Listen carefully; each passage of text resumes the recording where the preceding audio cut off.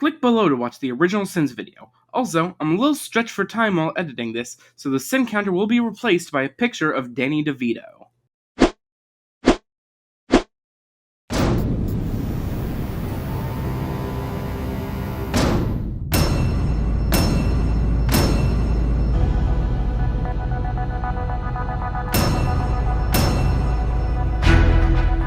Damn it! Every time! Take your kids to see a family picture and the first image you see is someone's weird penis! That was funny.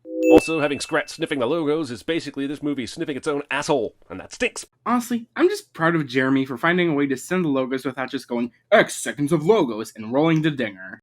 Scrat looks around the tree to see who took the acorn and finds a lady squirrel sensually dancing to Lou Rawls on her OnlyFans. Containing the words squirrel and OnlyFans in the same sentence is definitely a sin. So Scrat-tay, yes, that's her name, was a flying squirrel this whole time and only waited until now to deploy the arm webbing? Or is the movie indicating this was her plan the entire time? She somehow knew he would fling her off the edge and dive after her? This was terrible planning, and squirrels are supposed to be great planners. That's like their whole thing. No, she didn't know that Scrat was going to fling her off the edge, but she accurately guessed that he would probably dive after her if she made it look like she was in trouble. This wasn't her plan the entire time. She improvised the plan on the spot to trick Scrat into going after her after she was already flying off the cliff. Was the plan perfect? Probably not, but it was pretty smart considering that she came up with it on the spot. Also, I wanted to fact check the squirrels are good planners thing that Jeremy said, and it turns out that he was right, but when I googled, are squirrels good at planning, an article came up titled, Are Squirrels Planning to Invade Your Salem Home? This isn't a sin, by the way, I just thought it was funny. Also, flying squirrels use their webbing to glide short distances from tree to tree. It's not enough to save her from the gravity of this situation. That gravity of the situation pun was honestly really funny. Cold blue, or pink, if it's a girl. You know what I have to say about panchromatic gender norm stereotypes? F*** you, movie. And Jeremy is right back to making horrific puns.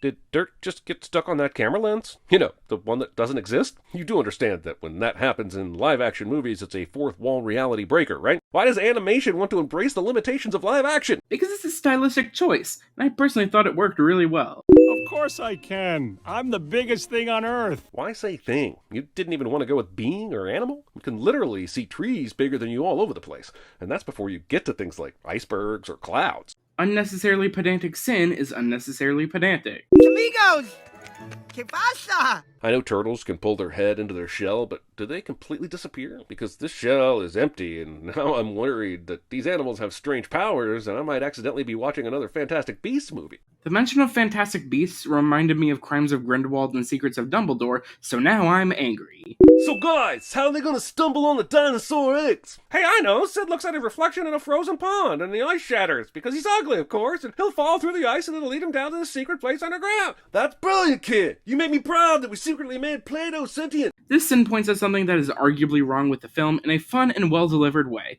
If every sin was like this channel probably wouldn't even exist. They're not your kids, Sid. Take them back. Of all the movies that would miss the perfect opportunity to make a poached eggs joke, I really didn't think this would be the one. Come on, Jeremy. We all know full well that if the movie had made that joke, you would 100% have sinned it for being an awful pun. I thought those guys were extinct. You and most scientists as well. But why would you want your kids' movies to be scientifically accurate? Certainly the grade school set won't internalize bad science through animated movies, right? This is a franchise where a squirrel chasing after an acorn was responsible for the continental drift and the creation of the solar system. This is one of the least egregious scientific inaccuracies the Ice Age movies are responsible for. Nobody move a muscle. So is Manny Dr. Alan Grant now, except for the whole hating kids thing? Wow, more than one movie having a character acknowledge the movement-based vision of the T-Rex is so sinful it's not even funny. The movie steals the Godzilla vs. Kong and How to Train Your Dragon in the Hidden World from Land of the Lost. Wow, more than one movie having a secret underground world is so sinful it's not even funny. Also, where is this light coming from?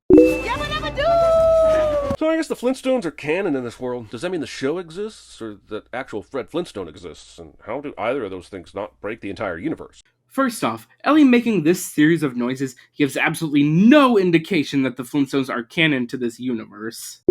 Second off, the first movie established the existence of caveman, so it isn't even that much of a stretch if the Flintstones did exist.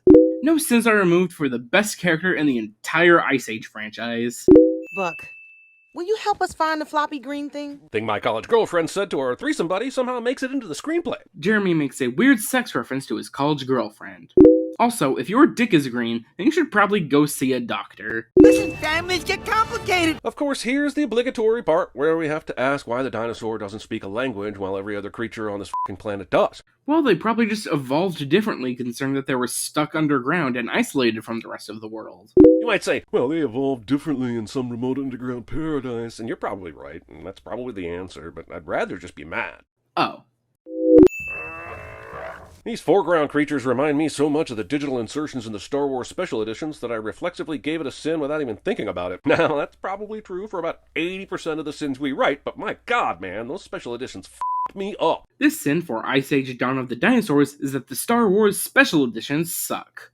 So, they're about to get into this ribcage gondola, and my question is, did the f***ing T-Rex take the gondola, or is there an alternate route? We know sure as f*** the dinosaur didn't do this, so why are they taking the alternate route? Because the alternate route is full of dinosaurs that wouldn't hurt a T-Rex, but probably would go for the big juicy mammoth. And with no warning, we're back to how to lose an acorn in 10 days, because the movie is well aware we lost interest in the main plot about 30 minutes ago. The main plot has Buck. Honestly, even when I was a kid, I always found the main plot way more interesting than the Scrat stuff. What are you afraid of? You're the biggest thing on Earth. Animal, Sid. You think he's the biggest animal on Earth. That dinosaur is a she. Now, let me tell you about the time I used a sharpened clamshell to turn a T-Rex into a T-Rachel. Movie is now banned in 26 states. Alright, that made me laugh. Manny! Pineapples! Ellie, the smart one, somehow doesn't remember the code word is peaches. There's no way she forgot this shit, and the movie is being an asshole. As I learned from the scientific journal known as Baby Blues, when you're pregnant, most of your brain cells go down to the baby. Gotta say, sweetheart, you really got timing. Speaking of timing, what are these discount velociraptors waiting for? She's clearly weak and down on the ground. Enjoy your mammoth meal now! Because the raptors are all the way over on the other side of the cliffs. Oh yeah, that's another thing. They've been in this underground world this whole time with an ice ceiling above them. How the f*** is it so shiny and bright down here? The dinosaur world has been filled with light this entire damn movie, but apparently only now is it a problem. Aw, even in the animal world, babies are born completely calm and clean and dry and adorable. I'd hate for people to think that birth resulted in the traumatic expulsion of a shriveled goo crevice squint squealer. Would you rather have seen Peaches covered in bodily fluids here? Because if so, then this is one of the few circumstances where I would advocate kink shaming. I got a better name. Peaches. Peaches? No lie, they say peaches more in this movie than they do in that Presidents of the United States of America song. So I went and fact-checked this in by counting up all the times the word peaches is said in this movie versus the amount said in the song that Jeremy mentioned, because apparently I have nothing better to be doing with my time, and it turns out that he is wrong. They only say it 11 times in this movie, and the song says it 26 times. So take that, Jeremy. There are no winners here. Hello, Rudy. This movie was going through its whole end of the movie spiel. The baby's born, they named it, lessons were learned, Scrat and Scratay had a romantic adventure, an acorn went through a crisis, and after all that cool down, I'm ready to go, and this fucking movie says, not yet. This movie has so clearly been building up to Rudy that if they didn't include this final fight with him, then you probably would have sinned it for a lack of payoff for that plotline. If he has to break the entry to get out, how the f*** did he get in? Maybe he came through a different entry that was big enough for him to get through. Looking for something? I highly doubt he's been looking for his missing tooth, but this works. I'll give you that Rudy probably hasn't been actively searching for his missing tooth, but of course this works, since I'm sure Rudy would definitely like his tooth back, or at least get back at Buck for stealing it. This final battle, Empire Strikes Back so hard, I half expect someone to use one of those dead raptor creatures as a sleeping bag after it's over. Wow. More than one movie having a moment where the main characters trip a giant enemy by tying up its legs is so sinful it's not even funny. Deus Rex Machina. Also, a movie where T-Rex saves everybody from the bigger, badder dinosaur does not contain a Bryce Dallas Howard running in heels. Wow. More than one movie having a T-Rex come to save the main characters from an even bigger dinosaur is so sinful it's not even funny. What am I supposed to do now? That's easy. Come with us. We will cash grab at least 3 more movies we can force you into. And if you stick around long enough, we will even give you your own direct-to-streaming sequel and cut the entire company originally responsible for the franchise completely out of the process. Honestly, this feels like a good place to mention that this movie should have been the end of the Ice Age saga. It closes off all the arcs and would have been a great send-off for the characters. Scrap finds out there's more to life than just hoarding nuts, Sid finally learns his worth in the herd, Diego learns to be a more sensible friend, and Manny is given a second chance at a family with Ellie and Peaches. Instead, they kept going for 3 more movies that got progressively worse, and Blue Sky got shut down in the process. I completely agree with the original Sin here, but I just felt like this needed to be said.